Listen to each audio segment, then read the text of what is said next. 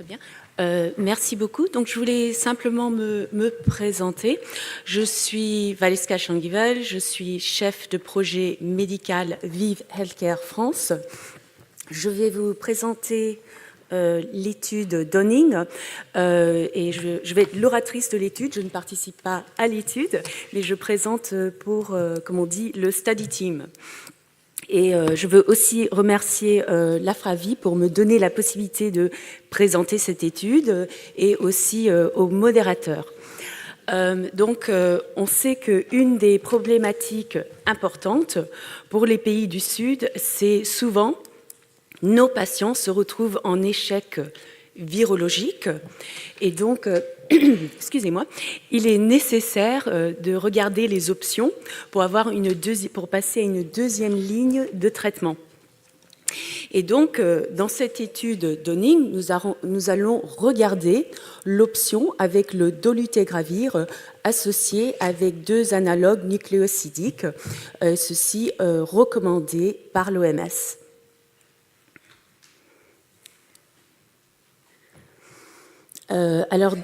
L'étude Donning, à la semaine 24, a montré une supériorité dans le bras dolutegravir par rapport à une IP boostée, lopinavir, qui est recommandé par l'OMS comme traitement en deuxième ligne.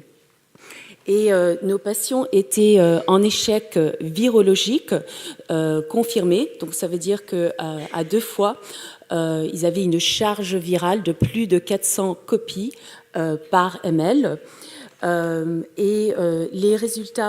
Ces résultats de supériorité ont été présentés à l'IAS en 2017 et le comité indépendant de surveillance basé sur ces résultats a décidé que les investigateurs avaient la possibilité de switcher leurs patients qui étaient sur le bras lopinavir au dolu.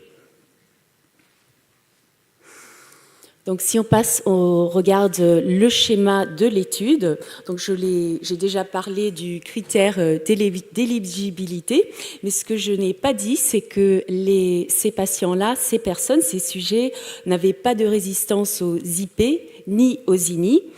On a ensuite fait une stratification par la charge virale, soit de 100 000 copies par ml, plus ou moins, et aussi par rapport au nombre de INTI pleinement actifs, 2 ou moins de 2. Et le critère d'évaluation principal était à la semaine 48, d'après l'analyse snapshot du FTA, avec participant avec une charge virale de moins de 50 copies par ml. Alors, si on regarde les traitements antiviraux préalables, donc en première ligne et en deuxième ligne, on voit que c'est comparable entre les deux bras bien sûr de la deuxième ligne, mais que surtout, par rapport à la deuxième ligne, c'était surtout les NUC qui ont été reçus étaient AZT 3TC ou TDF 3TC. Alors là, on va regarder les résultats d'efficacité. Donc on va regarder donc pour les patients avec une charge virale, pourcentage des patients avec une charge virale de moins de 50 copies par ml à la semaine 24. Je voudrais attirer votre attention sur le diagramme pour la deuxième partie ici. Alors, des patients, il y a 56% qui ont reçu les analogues nucléosidiques recommandés par l'OMS. Et ces patients-là avaient des taux plus élevés de réponse par rapport à ceux qui ont reçu les INTI non recommandés par l'OMS. Si on regarde la partie supérieure du diagramme, on voit que ceux qui étaient sur le dolu leurs résultats étaient numériquement supérieurs, c'est ce qu'on a dit précédemment, par rapport au bras lopinavir.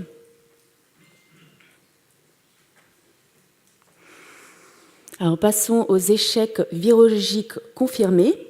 Il y en avait 8 dans le bras dolutegravir et on en avait 24 dans le bras lopinavir. Et on voit dans les 2 bras, il n'y avait pas de résistance aux INI et il n'y avait pas de résistance non plus aux IP. Dans le bras dolu, pour les INT, on n'avait pas de résistance. Dans le bras lopinavir, on a vu 3 instances de résistance. On avait 2 patients. Un patient qui a développé une K70R et une M184V, et un deuxième patient qui a aussi développé une K70R et qui a développé une K219E. Si on regardons la safety, donc les événements indésirables, alors entre les 2 bras, tout événement indésirable confondu, on a des pourcentages assez similaires. Les EI les plus fréquents étaient les diarrhées, c'est quelque chose qu'on voit avec les IP, aussi les infections de voies respiratoires supérieures et les nausées.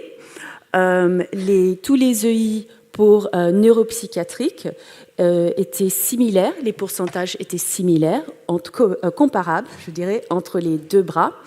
Par rapport aux EI liés au traitement, on voit que c'est supérieur. Il y en avait plus dans le bras lopinavir par rapport au bras dolu, 36%, 15%. Des EI liés au traitement, on avait aussi assez similaires entre les bras, et EI entraînant un arrêt, on en avait plus dans le bras lopinavir que dans le bras dolu. Donc si on regarde les résultats, et c'est aussi, on va parler des limites de l'étude.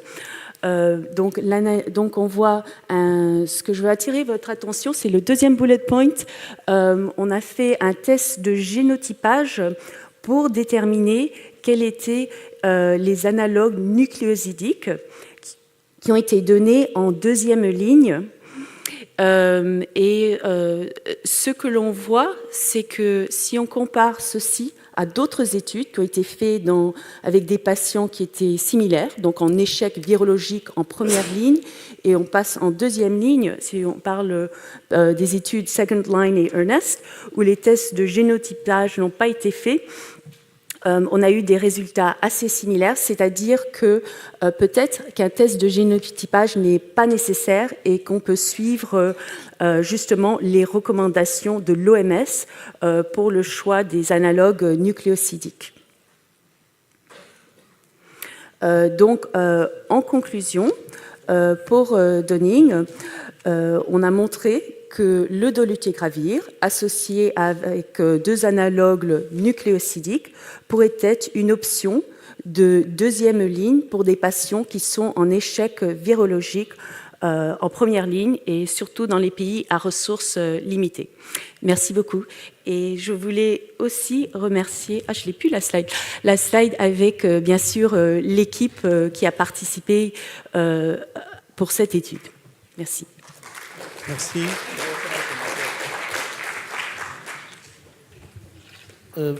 Merci beaucoup. Je vais faire juste un petit commentaire par rapport aux INTI recommandés ou non recommandés par l'OMS. Je pense que vous voulez parler de la séquence thérapeutique recommandée par l'OMS, c'est-à-dire tenofovir plus XTC et après AZT plus 3TC, ou AZT plus 3TC et après... C'est des séquences thérapeutiques recommandées par l'OMS, je pense que c'est ce que vous vouliez dire. Oui, tout à fait. Merci pour cette précision. Merci beaucoup. Y a-t-il une question dans la salle? Oui, merci. Petite question. Vous avez montré que dans le bras lopinavir, il y avait 2 cas de K65R.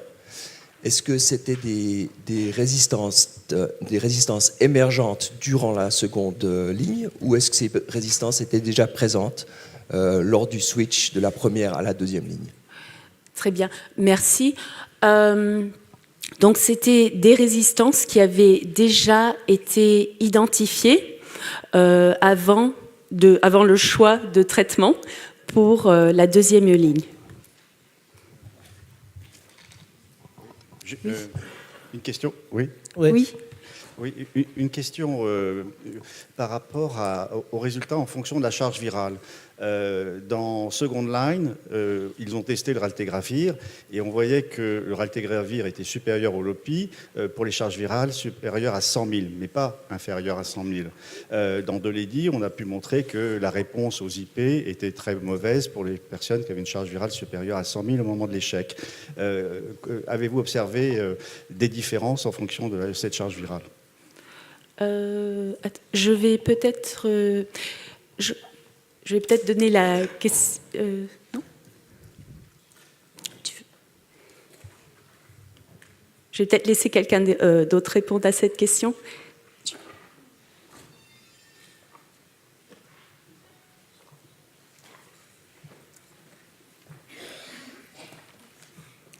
Bonjour, Samia Dakia, Laboratoire Vive. Oui, on avait déjà noté une différence en termes de baisse de la charge virale entre le darunavir et le dolutegravir dans l'étude de Flamingo déjà, et notamment sur les charges virales très hautes.